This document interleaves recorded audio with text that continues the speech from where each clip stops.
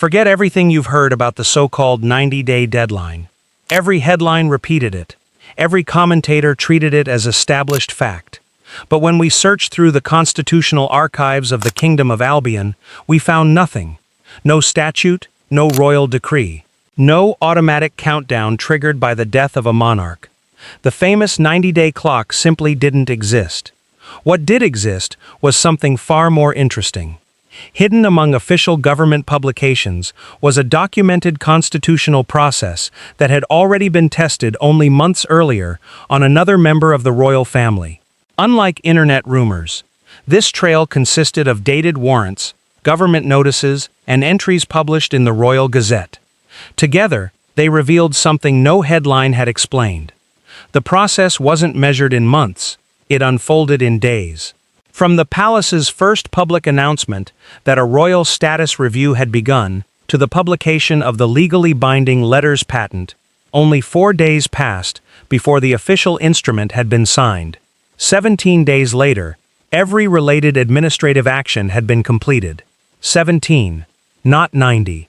That discovery became the starting point of an investigation that quickly expanded beyond a single constitutional procedure. Because once the dates were arranged in chronological order, another mystery emerged, one involving 2 royal children, an unexplained 6-month silence, and official records that appeared to leave critical questions unanswered. This story isn't about palace gossip, it's about documents. Every claim you'll hear is attached to a date, every development to a public filing, every conclusion to a record anyone could examine for themselves. Our investigation begins inside the Royal Archive building, where constitutional historian Daniel Cross spread dozens of Gazette entries across a conference table. If people want to understand how the crown actually works, he said quietly, they have to stop watching commentators and start reading paperwork. He pointed toward one folder marked simply, Letters Patent. Unlike legislation passed through Parliament, letters patent represented one of the Crown's oldest constitutional instruments. For centuries, they had been used to create titles, amend styles, establish offices, and occasionally redefine royal privileges. The process itself was remarkably direct. The sovereign approved the instrument. The Lord Chancellor prepared the document. The Great Seal was applied. The Gazette published the result. At publication, the instrument became legally effective. No committee, no parliamentary debate, no public consultation, no lengthy appeals process. For decades, many observers assumed the monarchy moved slowly because constitutional change usually involved lengthy political negotiations. But Daniel believed that assumption confused 2 completely different kinds of authority. People mix parliamentary law with royal prerogative, he explained. They're completely different constitutional tools. That distinction would become essential. Several months before our investigation began, Prince Adrian, once among the kingdom's most recognizable royals, had voluntarily stepped away from public duties following years of controversy. On October 17th, he announced he would no longer actively use several ceremonial styles. 13 days later, Buckingham Hall confirmed that the sovereign had initiated the formal constitutional process. 4 days after that, the letters patent were dated. 2 days later, they appeared in the Gazette. The sequence wasn't hidden. It was simply overlooked. Most reporting focused on the political drama surrounding Adrian himself. Very little attention was paid to the constitutional mechanism operating beneath the headlines. Yet that mechanism raised an obvious question. If one category of royal status could change in 4 days, why did so many commentators insist that every future constitutional decision would require months? Daniel smiled. Because most people repeat numbers they've heard. He opened another folder. This one contained records dating back 3 years. Unlike the Adrian file, these documents concerned 2 children, Prince Elias, Princess Leora. When King Edmund ascended the throne following Queen Eleanor's passing, constitutional scholars widely agreed that certain hereditary styles should automatically apply under the century-old letters patent issued generations earlier. At least, that was the accepted interpretation. But the public record told a more complicated story. Weeks passed, then months. Official palace communications continued referring to the children using their previous courtesy styles. Government websites reflected no visible change. Royal biographies remained unchanged. Meanwhile, journalists began asking quiet constitutional questions. Had a supplementary instrument been issued? Was one even necessary? No official explanation appeared. Some experts argued the original letters patent were entirely sufficient.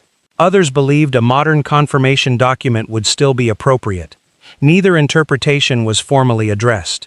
Daniel placed both timelines side by side. The contrast was impossible to ignore. One royal matter moved from announcement to legal completion in less than 3 weeks. Another remained publicly unresolved for months, despite appearing constitutionally straightforward. Neither timeline proved misconduct. Neither established hidden motives. But together they suggested something more intriguing than conspiracy. They revealed inconsistency. And inconsistencies are exactly where investigations begin. Because once official procedures fail to align with public expectations, every subsequent decision deserves closer examination. That realization changed the entire direction of our investigation. The question was no longer whether constitutional mechanisms existed. They clearly did. The real mystery was understanding why similar-looking situations produced dramatically different timelines. And buried somewhere inside those unanswered questions was a missing document that, if it existed at all, could explain everything. Daniel Cross had spent nearly 20 years studying constitutional records, and one lesson had never failed him. When headlines disagree, ignore the headlines. When commentators argue, ignore the commentators. Follow the paperwork. That philosophy had guided him through countless investigations, but nothing prepared him for what he discovered after comparing the two royal timelines side by side. At first glance, the situations appeared nearly identical. Both involved members of the House of Ashbourne. Both centered on royal styles and constitutional authority. Both relied upon the same centuries-old legal instrument known as letters patent. Yet their outcomes unfolded at completely different speeds. One was completed in days. The other lingered in uncertainty for months. Daniel believed the explanation could only be found inside the constitutional framework itself. Most people assumed every royal decision required Parliament. That assumption sounded reasonable. But history painted a more complicated picture. The monarchy possessed several different constitutional powers. Some belonged exclusively to Parliament. Others remained part of the royal prerogative. Understanding the distinction changed everything. Inside the Royal Archive Library, Daniel requested original copies of historical letters patent dating back almost 3 centuries.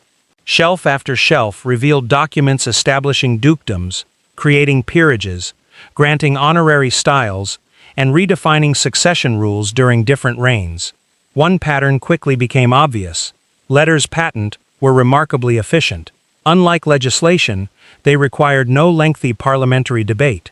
Once approved by the sovereign, prepared by the Lord Chancellor, sealed under constitutional authority, and published in the Royal Gazette, they became effective according to their stated terms. That efficiency explained Prince Adrian's case. The timeline itself was almost mechanical. October 17th, public announcement. October 30th.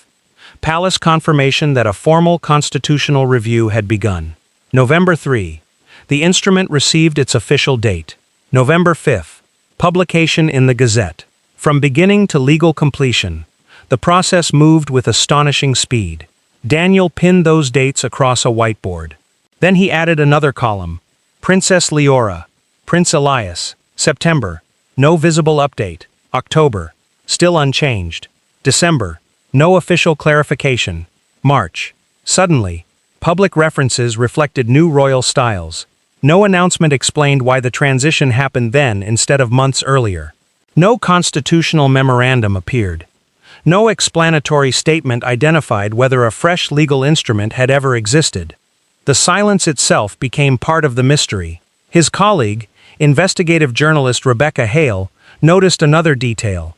The palace never denied either interpretation, she observed. Daniel nodded. Exactly. Some constitutional scholars insisted the older letters patent automatically covered future grandchildren of a reigning monarch. Others believed modern confirmation remained advisable for clarity. Neither interpretation received formal confirmation. Instead, officials simply moved forward. Rebecca frowned. That creates uncertainty.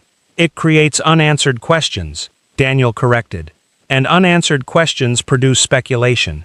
He hated speculation. Speculation filled television panels. Speculation dominated social media. Speculation generated millions of clicks. But speculation solved nothing. Documents solved things. So Daniel kept searching. Weeks later, another discovery emerged. Inside archived parliamentary debates, constitutional experts repeatedly distinguished between two entirely different categories of royal authority: titles and peerages. Many members of the public treated those words as interchangeable. Legally, they were anything but. Certain styles could be modified through prerogative powers exercised by the crown. Actual hereditary peerages often required legislation. The distinction explained why commentators repeatedly oversimplified constitutional discussions. They were collapsing two separate legal mechanisms into one dramatic narrative. Rebecca circled the relevant passages. So, some actions are immediate. Daniel nodded. And others aren't. Exactly. She leaned back. That means anyone predicting one universal timetable is probably misunderstanding the law, or simplifying it. Either way, accuracy suffered. As their investigation expanded, another complication appeared. Several media personalities confidently predicted that a future monarch could eliminate every royal privilege within days. Others insisted absolutely nothing could happen without Parliament. Both positions ignored the constitutional record. History showed something more nuanced. Some powers moved rapidly. Others could not legally move without legislative approval. The difference wasn't political, it was procedural. Daniel believed that distinction mattered more than any dramatic prediction. Constitutional systems survive because procedures remain consistent. If observers misunderstand those procedures, every future event becomes easier to misinterpret. Rebecca highlighted another recurring problem. The public keeps looking for one answer. Daniel smiled. But constitutions rarely provide one-answer systems. Instead, they establish different authorities for different circumstances. Royal prerogative, statutory authority, common law, constitutional convention. Each operates differently. Each follows separate rules. Confusing one with another creates false expectations. By now, their investigation had attracted attention from several academic historians. Most agreed the constitutional mechanics deserved greater public understanding. Few agreed about every legal interpretation. That disagreement itself wasn't unusual. Constitutional law often evolves through precedent rather than absolute certainty. What mattered was distinguishing confirmed procedure from personal opinion. Late one evening, Rebecca noticed something Daniel had overlooked. Both timelines, Adrian's and the children's, shared one remarkable feature. Neither actually contradicted constitutional law. Instead, they highlighted how different legal powers could produce dramatically different administrative timelines. Daniel stared silently at the board. For weeks, he had searched for contradiction. Perhaps the real discovery wasn't contradiction at all. Perhaps it was complexity. Complexity hidden beneath headlines demanding simple answers. That realization transformed their investigation. The story no longer centered on personalities. It centered on institutions, not on palace intrigue, on constitutional design. Because institutions rarely operate according to public expectations. They operate according to legal authority, and legal authority often moves far differently than popular imagination suggests. Still, one puzzle remained unsolved. Somewhere between the rapid publication of Adrian's letters patent and the prolonged uncertainty surrounding the younger royals, existed a missing explanation. Whether it took the form of an unpublished memorandum, an internal constitutional opinion, or simply administrative caution, Daniel couldn't yet determine. But experience taught him one final lesson. When every available document points toward two different conclusions, there is almost always one more file waiting to be discovered. The investigation, far from ending, had only reached its most important turning points. By the time Daniel Cross and Rebecca Hale entered the Royal Records Repository for the third time, their investigation had changed completely. What began as an attempt to verify a widely repeated claim had evolved into something much larger. They were no longer chasing a rumor. They were reconstructing a constitutional timeline using nothing except official publications, archived correspondence, and legal instruments that had accumulated over decades. Every document answered one question while creating another. The deeper they looked, the clearer one fact became. Public perception often moved much faster than constitutional reality. Pinned across the investigation room was a timeline stretching nearly 5 meters from one wall to the other. Every event had been placed in chronological order. Every date had a source. Every quotation was linked to an official record. Rebecca stepped back and studied the board. "People keep asking who was right," she said. Daniel shook his head. "They're asking the wrong question." The right question? Which legal powers actually existed at each point in time? That distinction had become the foundation of everything they had uncovered. The first section of the timeline focused on powers exercised directly through the crown. Those actions consistently moved quickly. When the sovereign acted through established constitutional authority, supported by the proper legal instruments and published in the Royal Gazette, implementation could happen within days. The second section looked completely different. Matters involving legislation, statutory appointments, hereditary rights, or parliamentary authority followed a much slower route. Bills required debate. Committees reviewed proposals. Both legislative chambers participated. Royal assent followed only after Parliament completed its work. Two constitutional pathways. Two completely different speeds. The confusion outside the palace walls came from treating them as though they were identical. Rebecca organized the files into separate categories: royal prerogative, parliamentary authority, administrative procedure, constitutional convention. Suddenly, dozens of apparently unrelated stories began fitting together. Many of the loudest predictions circulating in the media had unknowingly combined all four categories into one simplified narrative. Reality proved far more complicated. That afternoon, they met retired constitutional advisor Eleanor Whitmore, who had spent decades advising successive governments on ceremonial law.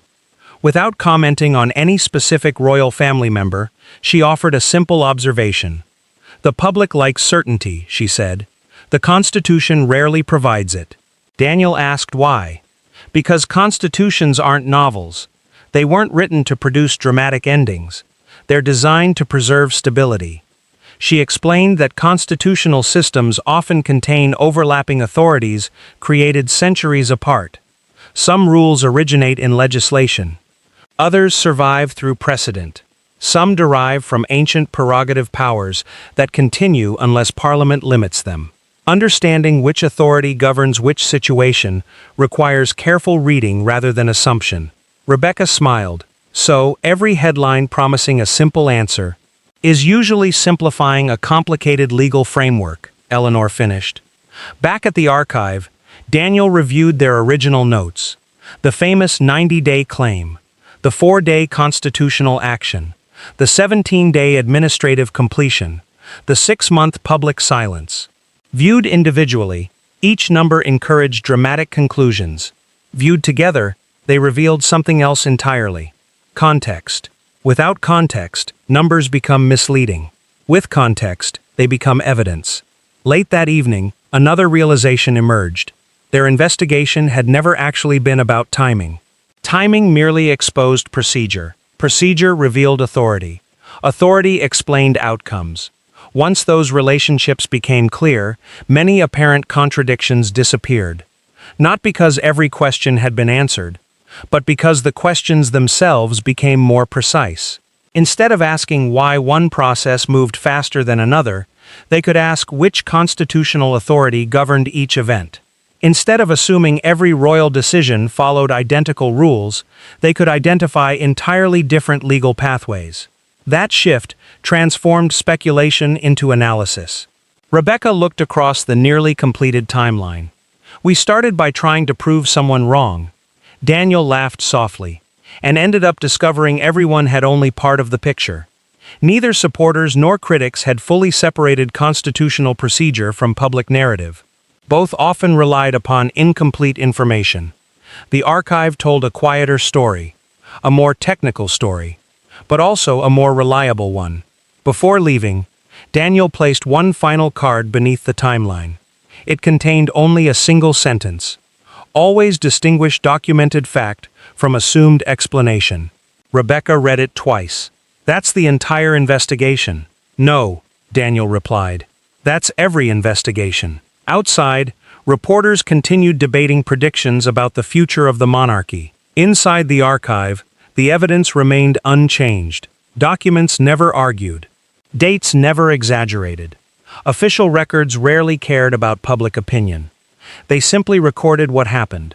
As the lights dimmed across the repository, Daniel closed the final archive box. They had not uncovered a hidden conspiracy.